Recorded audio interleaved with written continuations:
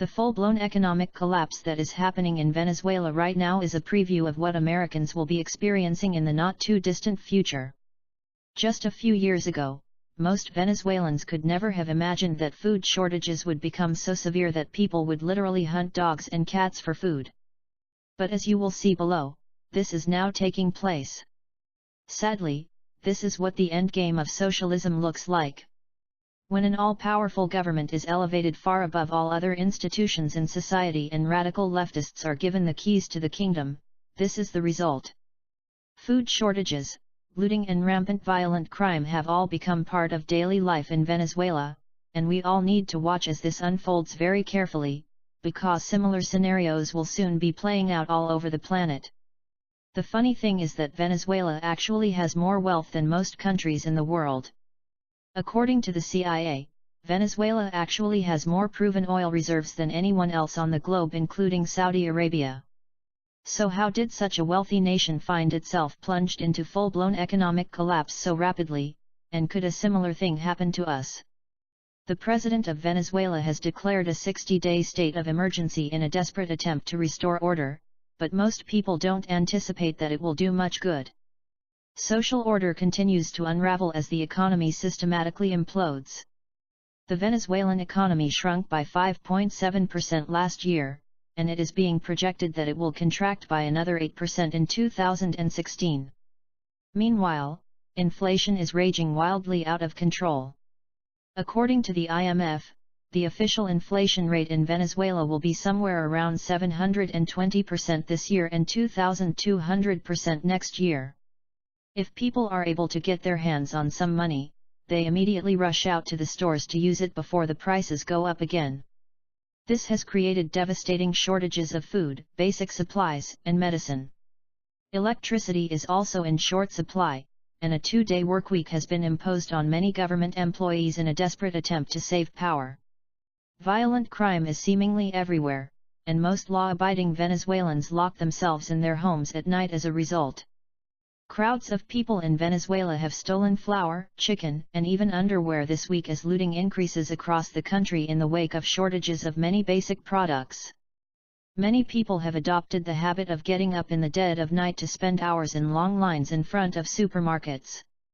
But as more end up empty-handed and black market prices soar, plundering is rising in Venezuela, an OPEC nation that was already one of the world's most violent countries.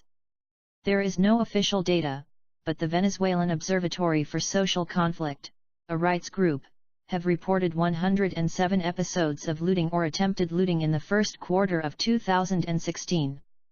Videos of crowds breaking into shops, swarming onto trucks or fighting over products frequently make the rounds on social media, though footage is often hard to confirm. One example of this looting took place on May 11. Thousands of hungry people stormed Maracay wholesale market in central Venezuela, and the police seemed powerless to stop them. They took milk, pasta, flour, oil, and milk powder. There were 5,000 people, one witness told Venezuela outlet El Estimulo. It is important to remember that this was not an isolated incident. As people have become hungrier and hungrier, there have been reports of looting at pharmacies, shopping malls, supermarkets, and food delivery trucks. During some of these episodes there have actually been people chanting "We are hungry." Other Venezuelans have resorted to digging in dumpsters and trash cans for food. This may seem detestable to many Americans, but when you are desperately hungry you may be surprised at what you are willing to do. And as I mentioned above, some Venezuelans are now actually hunting dogs and cats for food.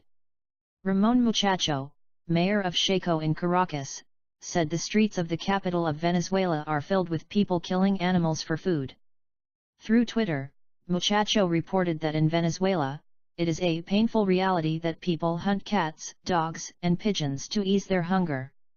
By morning, 3 newborns were already dead. The day had begun with the usual hazards, chronic shortages of antibiotics, intravenous solutions, even food. Then a blackout swept over the city, shutting down the respirators in the maternity ward. Doctors kept ailing infants alive by pumping air into their lungs by hand for hours. By nightfall, 4 more newborns had died. Are not the same things happening here? The US government is mismanaging our money too.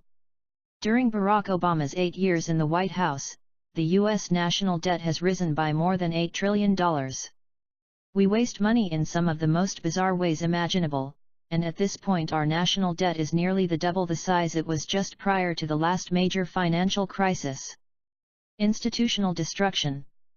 With each passing day, our society resembles the republic that our founders originally intended less and less, and it resembles socialist dictatorships more and more.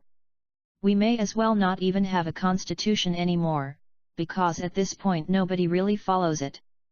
The third thing that Business Insider mentioned, nonsense policy making, is a perfect description of what has been going on in Washington, D.C. these days.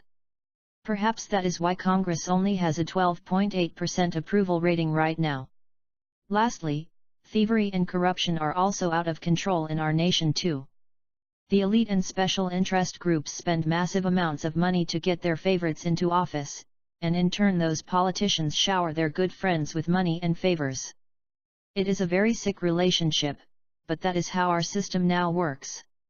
We are sitting on the largest mountain of debt in the history of the planet, and our debt-fueled prosperity is completely dependent on the rest of the world lending us gigantic amounts of money at ridiculously low interest rates and continuing to use our increasingly shaky currency, which we are debasing at a staggering pace.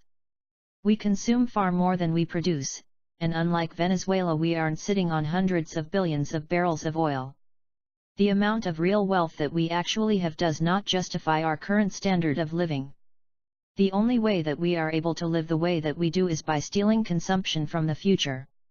One study has found that our debt level is the highest that it has been since the Great Depression of the 1930s, and yet we continue to race down this road to economic oblivion without even thinking twice about it. Venezuela's economy is in a deep crisis. Its president, Nicolas Maduro, declared a state of economic emergency for 60 days on Friday. Maduro's government stopped publishing any economic data about the country in 2014, other than updates on its shrinking gold and cash reserves. But that changed Friday when Venezuela finally published years of economic data. And it was ugly. Venezuela's economy shrank 7.1% in the third quarter of last year, according to the government. It's been shrinking for 7 consecutive quarters going back to the start of 2014.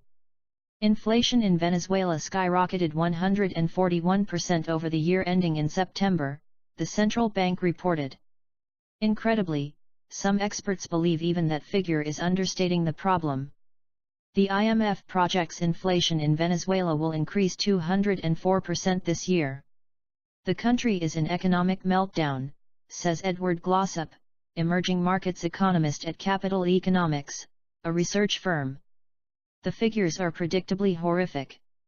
Here are 5 reasons why Venezuela continues to be an economic mess. 1. Oil crash hurts Venezuela the most. Venezuela's economy depends mostly on oil. That was great when a barrel of oil was worth $100 a barrel in 2013 and 2014. Now oil prices have fallen to as low as $28.36, the lowest point in 12 years. As long as oil prices stay historically low, Venezuela will struggle to grow. Barclays economist Alejandro Ariza calls Venezuela the biggest loser in Latin America from the oil price crash. He predicted Venezuela's exports will total a mere $27 billion in 2016, down dramatically from $75 billion 2 years before. 2. A currency worth less than a penny. Venezuela's currency, the bolivar, has plummeted at a breathtaking pace.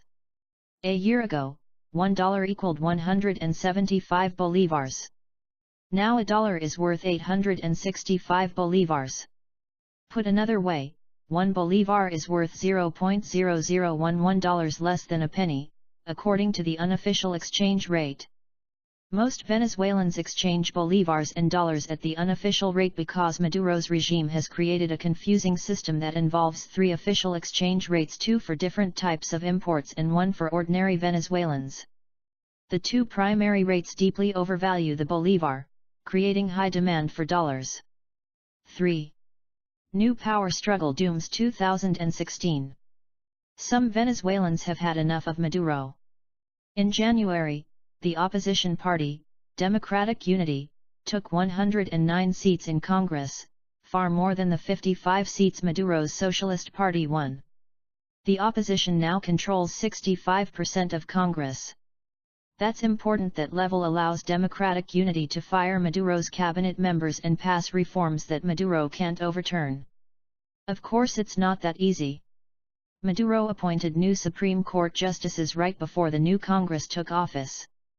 They could overturn the opposition's legislation, creating government gridlock. In any case, political instability is never good for an economy, and it's on the rise this year. 4. Default in 2016 is difficult to avoid. Venezuela has been teetering on the brink of default the past 2 months. The country is barely making enough money on oil exports to cover its debt payments. This year Venezuela owes over $10 billion in debt payments. Nearly half of that is due in October and November. I'm 99% sure they're going to default this year, says Russ Dowlin, managing partner at Latinvest, a Miami-based firm that invests in Venezuela. Barclays Ariza mostly agrees, saying that a Venezuelan default in 2016 is difficult to avoid. The only thing preventing a default is if oil prices rise soon or one of its few allies, China, Russia, or Iran, bail out the government. Both of those appear unlikely for now. 5. Food crisis. Venezuelans are bearing the brunt of the economy's problems. The government can't pay to import basic food items like milk, flour, and eggs, leaving many supermarkets with empty shelves. A year ago, McDonald's, McD, in Venezuela temporarily ran out of French fries. Food shortages along with lines lasting several hours in hot weather are a major source of the social unrest in the country. There are no eggs, there's no milk, says Dowlin, who frequently travels to Venezuela. It's getting worse.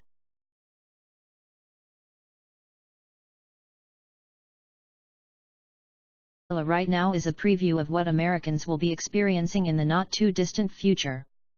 Just a few years ago, most Venezuelans could never have imagined that food shortages would become so severe that people would literally hunt dogs and cats for food. But as you will see below, this is now taking place. Sadly, watch as this unfolds very carefully, because similar scenarios will soon be playing out all over the planet. The funny thing is that Venezuela actually has more wealth than most countries in the world. According to the CIA, Venezuela actually has more proven oil reserves than anyone else on the globe, including Saudi Arabia. This is what the endgame of socialism looks like. When an all-powerful government is elevated far above all other institutions in society and radical leftists are given the keys to the kingdom, this is the result. Food shortages, looting and rampant violent crime have all become part of daily life in Venezuela, and we all need to